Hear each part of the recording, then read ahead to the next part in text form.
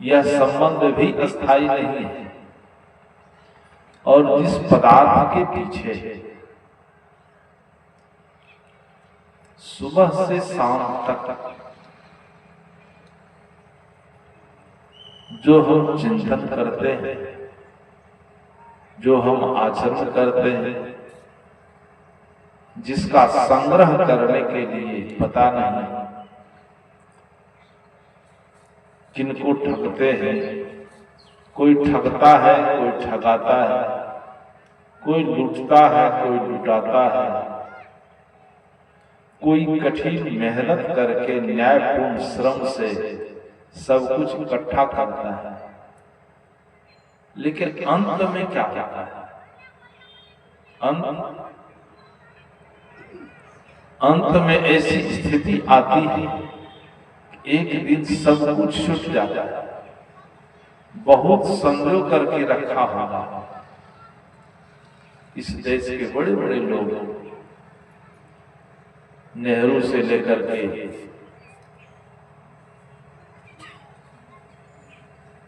राहुल तक बहुत कठिन से संजोया होगा था। नेहरू जी हैं कि चले गए। 20वीं शताब्दी के उत्तरार्ध में भारत के जाने माने जन नेता अटल बिहारी वाजपेयी वो हैं कि मिट गए हैं। बड़ी बड़ी हस्तियां जो हस्ती कहती थी कि ये हमारी धरती है, धरती को हमारी कहते कहते उस धरती में विलीन हुई। सदगुरु कबीर ने कहा कि जिसको तुम अपना कहते हो, तुम अपनी बात को छोड़ दो। जितने दुनिया के लोग जिसको भज करके मुक्ति पाना चाहता है, वह भी इस धरती पर नहीं रहा। कौन कौन? ऊपरे से नाम गिनाना शुरू की गई कि गए राम हो गए लक्ष्मण, संग न गई सीता असधन, जात ही कौरव लागे न बारा, गए भोज जिन साजल धारा, गए पांडव कुंतासी रानी, गए सहदेव जिन मति बुद्धि छूनी, सर्व सोने का लंका उठाई, चलत बाद कछु संग न जाए। ये प्राणी पदार्थ और परिस्थिति से जो हमारा संबंध है, वो अस्थाई संबंध नहीं है। और उस प्राणी पदार्थ से हमको सुविधा मिल सकती है। शरीर है, शरीर भी पदार्थ है। शरीर का भी पदार्थ, जिन पदार्थों का, जिन परमाणुओं का संगठन है शरीर, एक दिन ये परमाणु बिखर जाएगा। शरीर का एक एक जोड़ बिखर करके अलग हो जाएगा। सर से धड़ लगा हुआ है, हाथ है, पैर है, लेकिन एक दिन ऐसा आएगा। महात्मा बुद्ध ने कहा कि मैं तुमसे यह नहीं कहता हूं कि तुमसे तुम्हारा धन छूट जाए, तुमसे यह नहीं कहता हूं कि तुमसे तुम्हारी पत्नी छूट जाएगी, और पत्नी से कहा कि मैं तुमको यह नहीं कहता हूं कि तुमसे तुम्हारा पति छूट जाएगा। स्त्री का भी शरीर छूटेगा, पुरुष का भी छूटेगा। कहा मैं तुमसे यह नहीं कहने आया हूं कि तुम जिस पद पर विराजमान हो यह पद छूट जाएगा। मैं तुमको उस दिन का याद दिला रहा हूं कि जिस दिन इस शरीर का एक एक जोड़ शमशान में अलग अलग बिखर कर पड़ा हुआ रहेगा। कोई पूछेगा नहीं, पैर का ठोकर खा करके हड्डी दाएं बाएं हो जाएगा। इस मुंडा जो पड़ा रहेगा उस मुंडे में कुत्ते पेशाब करेंगे। तो जो संबंध बिल्कुल अस्थायी है, उस संबंध के प्रति आकर्षित होकर के हम समाज में आपस में राग और द्वेष करते हैं, ऊंच और नीच को देखते हैं, किसी को उत्तम की दृष्टि से देखते हैं, किसी को अधम की दृष्टि से देखते हैं। हम किसी में राग करते हैं, किसी में द्वेष करते हैं। यही तो संसार है। इसके बाद संसार कुछ है, केवल समझ हमारी ठीक हो जाए कि जो शरीर मिला है, इस शरीर का हम सदुपयोग कर लें और इस शरीर का सदुपयोग है ध्यान और साधना। ध्यान और साधना करके हम अपने जीवन को पवित्र करते हैं।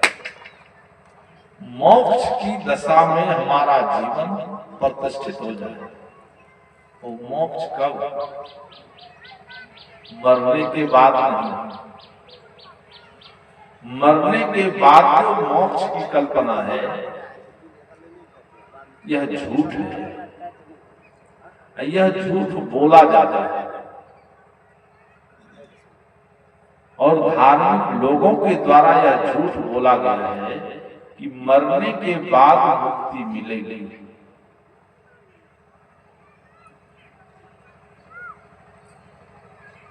वो मरने के बाद,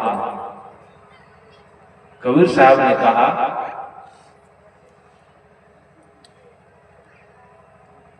कि जियत ही जो न तरे, जीते जी जो तर लेता है।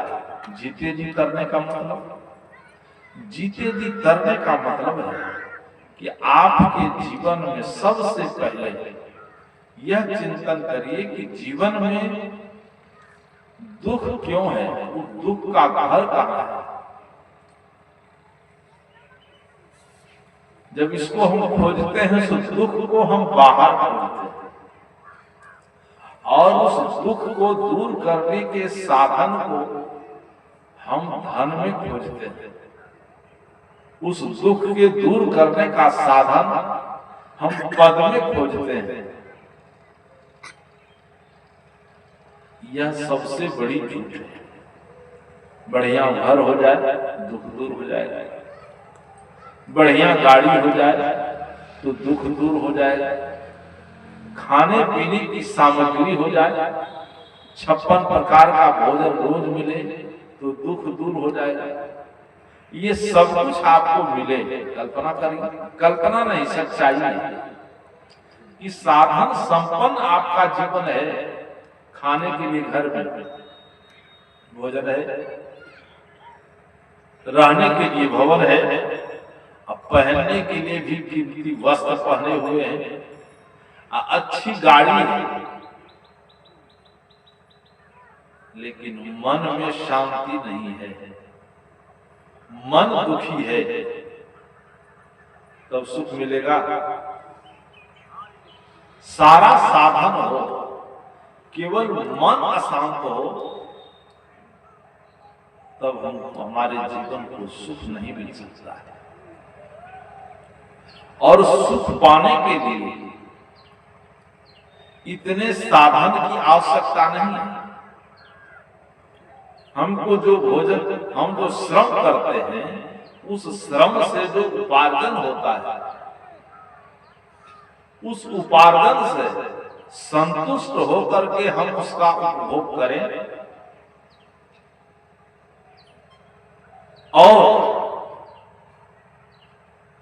मन की शांति के लिए ध्यान करें, मन पर नियंत्रण रखें। क्योंकि आज मनुष्य के जीवन में जो दुख का कारण है, दुख का कारण केवल मन है।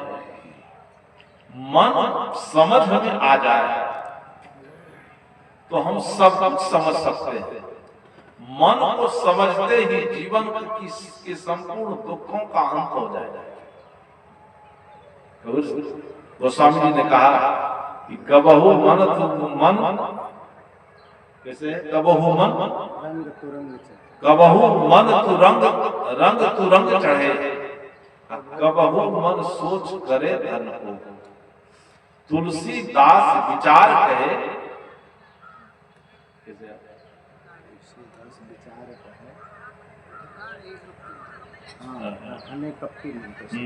धिक्कार है ये कपटी मन को। कबीर साहब ने कहा कि बुझ बुझ पंडित मन चित लाए।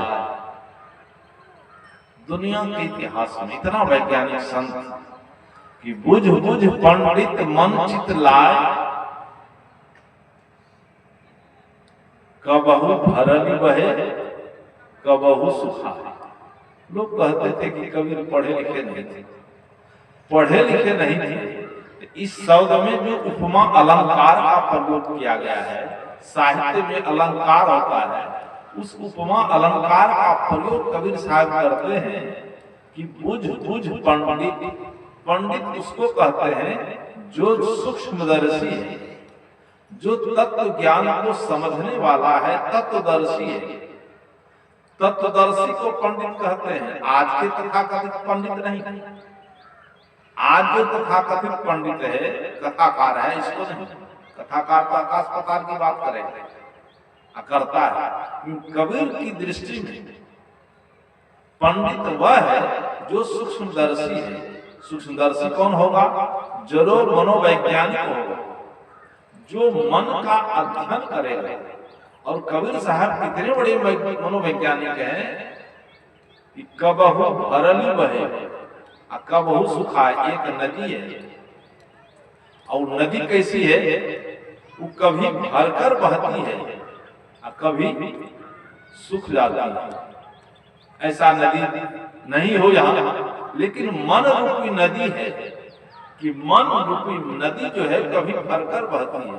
जब कोई प्रशंसा कर देता है तो मन फूल जाता है, और जब कोई निंदा करता है तब मन पचक जाता है।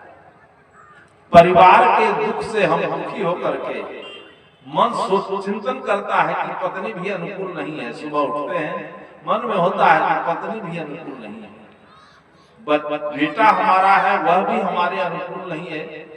समाज के लोग हमारी आलोचना करते हैं, हमारा दिन कैसे कटेगा। एकदम मन उदास हो जाता है कि कहीं छोड़ करके यहाँ से भाग जाए। कुछ ही क्षण में मन बदल जाता है। तुरंत कोई प्रशंसा कर दिया, बस मन भूल जाता है कि चलो परिवार की चिंता करने लगता है कि भोजन कैसे चलेगा, व्यापार हमारा डूब नहीं जाए, व्यापार को संभालने लगता है, खेती को संभालने लगता है। तब उसको कहता है कि चलो सत्संग में, कहता है जाइए गरीब कारक नाना जन। सत्संग में जाने का फुर्सत नहीं है, सत्संग में जाएंगे तो हमारा काम डूब जाएगा। एक ही व्यक्ति है। और कबीर साहब का कितना मनोवैज्ञानिक चिंतन है कि मन कभी भरकर बहता है और कभी सूख जाता है। मन रूपी नदी, और उसका पानी है संकल्प और विकल्प, ये निरंतर बहता है। इस संकल्प विकल्प के पानी को हम समझ करके जो शुभ संकल्प है उसको हम पकड़ करके चले, हमारा जीवन सफल हो जाएगा। मन से जो हमारा लगाव है, जो मुक्ति चाहते हैं, तो मुक्ति का मतलब है कि बंधन। हमारा लगाव अधिक हो गया है, उस लगाव को हम कम कर दें, हमारे जीवन को मुक्ति मिल सकती है, हम मुक्त हो जाएगा। आज देखिए सत्संग हो रहा है, परम प्रिय विष्णुदेव जी जब हम आए थे तो भर भर करके गुटखा खाता। आज उगल दिया सारी बात। ऐसे गुरुदेव जी के साथ दर्जनों घटनाएं हैं। कहा कि हम 750-800 रुपए रोज पुरिया खा जाते थे। आप लोग जानते हो कि 800 रुपए रोज पुरिया खाते थे, लेकिन साधु के संग में आने से लाभ क्या हुआ है, और किसी को लाभ हो नहीं हो, लेकिन हमको तो लाभ है कि कार्यक्रम बेसी दिन नहीं बना हुआ, 10 दिन में इसकी व्यवस्था होगी। और उसको हम भूतनाथ कहते हैं कि जब संकल्प ले लेता है तो पीछे नहीं हटता है। और इस गांव वाले ने कल भी कहा कि गांव वाले लोग उसके संकल्प को ठुकराता भी नहीं। आबाल वृद्ध जवान सब, चाहे 1 पैसा हो, चाहे 1 नया पैसा हो, चाहे शरीर से हो, ठुकराता। संकल्प लिया है 10 दिन पहले और कार्यक्रम को ठान लिया तो ठान लिया। कहा कोई आवे चाहे नहीं आवे, कोई सहयोग करे चाहे नहीं करे, हमको अपना वैयक्तिक लाभ है। 18,000 रुपया महीना हम खा जाते थे, तो 18,000 नहीं काट लीजिए, 10,000 टका महीना हो तो 1 साल में कितना हुआ? 1,20,000। 1,20,000 रुपया तो हमको सत्संग से ऐसे बचा था, तो हम सत्संग छोड़ दो। संत गुरु के साहचर्य में आने से एक बार गुरुदेव जी बोल रहे थे कटिहार में, एक सब्जी बेचने वाला सब्जी बेचता था और सुनने नहीं आया, दूर से केवल सब्जी बेचते हुए सत्संग सुना। और सत्संग में बात आई कि जो अनावश्यक खर्च है इसका त्याग कर देना चाहिए। और उस दिन जो पूंजी थी उसको मात्र 1,000 की पूंजी से वो व्यापार करता था। और दिन भर में उस समय 90-92 की बात है, उस समय वह 3 रुपया रोज खा जाता था, पान और जर्दा। सत्संग सुन करके पान और जर्दा छोड़ दिया, डिब्बा रख दिया, शाम हो तो 3 रुपया उसमें गिरा देता था। और उसमें लिखा कि 1 दिन के सत्संग सुनने से 3 रुपए रोज की बचत। ग्राहक आता था, उसको भी देख करके बदल जाता था। तो सत्संग सुनने से जिसमें इतना घोर परिवर्तन होता है, तो उस कथा हम सुनते थे। आज वो कहा कि संकल्प ले लिए थे हम सत्संग, लेकिन सत्संग के बाद फिर भी हमारा मन नहीं माना, हम खाते ही रहे। लेकिन आप बैरिया जब आए और आपके सामने जहां सुन लेता है कि आए हैं बगल में, तो रुकता नहीं है। 2-3 आदमी है, नरेश जी हैं, ब्रह्मदेव जी, विष्णुदेव जी, कहा बैरिया हम आए और वहां पर आप फिर हमको मंच पर बोले, आकर के पूछ दिए। उसी दिन जो हम संकल्प लिए आज तक मुंह में नहीं लिए हैं। एक दिन दोस्त हमारा बेचारा जेल भी चला गया था, झूठे मुकदमा में, का जेल गए तो वहां भी नहीं खाए, और वहां से निकल करके आए तो एक मड़वारी है त्रिवेणीगंज में, जबरदस्ती दे दिया। मुंह में तो रखे, लेकिन उस दिन जो दिन भर उल्टी हुआ, मैंने जिसके बिना हम जीते नहीं थे उसका जब छींटा चला गया मुंह में, तो दिन भर उल्टी हुई। आज तक हम नहीं खाए। सुपारी खाते हैं हम, कि इसको भी छोड़ो। सुपारी के बदले उपाय बता दिए कि सौंफ खाओ, जिससे पाचन शक्ति बढ़ेगी।